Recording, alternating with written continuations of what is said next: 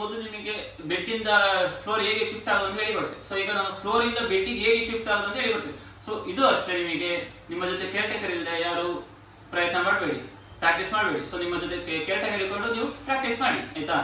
So first ನೀವು ಯಾವ side ಹತ್ತಾ ಇದ್ದೀರಾ ಆ ಸೈಡ್ ಲೆಗ್ ತೆಗೆದು ಇಟ್ಕೊಬೇಕು, ಅರ್ಥಾಯ್ತಲ್ಲ. ಸೊ ಇದು ಜಾರ್ತದೆ, ಅದು ತೊಂದರೆ ಇಲ್ಲ. ಸೊ ಅದು ಫಸ್ಟ್ ತೆಗೆದು ಇಟ್ಕೊಬೇಕು. ಸೊ ನಿಮ್ಮ ಕಾಲು ಇದ್ರೆ ಮಡ್ಚಿ ಇಟ್ಕೊಂಡು ಈ ಕಡೆ ಕಾಲು ಇನ್ನೊಂದಿರೋ ಕಾಲು ಹತ್ರ ಇಟ್ಕೊಬೇಕು. ಸೊ ನೀವು ಯಾವ ಕಾಲು ಮಡ್ಚಿ ಇಟ್ಕೊಂಡಿದ್ದೀರಾ ಸೊ ಅದ್ರದ್ದು ಮಂಡಿ ಇದೆಯಲ್ಲ, ಸೊ ಮಂಡಿ ಲೆವೆಲ್ಗೆ ನಿಮ್ಮ ಯಾವ ಸೈಡ್ ಅಂದ್ರೆ ಶಿಫ್ಟ್ ಆಗ್ತಾರೆ ಆ ಸೈಡ್ ಹತ್ರ ಇಟ್ಕೊಬೇಕು. ಸೊ ನಾನು ಇವಾಗ ಬಲ್ಲೆ ಸೈಡ್ ಶಿಫ್ಟ್ ಆಗ್ತಾ ಇದ್ದೀನಿ, ಸೊ ಬಲ್ಲೆಗೆ ಇಟ್ಕೊಂಡಿದ್ದೀನಿ, ಅದಾಯ್ತಲ್ಲ. ಸೊ ಶಿಫ್ಟ್ ಆದ್ಮೇಲೆ ಆದಷ್ಟು ನೀವು ಬೆಡ್ಡಿನ ಹತ್ರನ ಕೂರ್ಬೇಕು. ಸೊ ಇನ್ನೊಂದು ನೀವು ಲೆಫ್ಟ್ ಹ್ಯಾಂಡ್ ಇರ್ತದಲ್ಲ, ಸೊ ಅದು ನೀವು ನಿಮ್ಮ ಸೊಂಟದ ಹತ್ರ ಇಟ್ಕೊಬೇಕು, ಅದಾಯ್ತಲ್ಲ.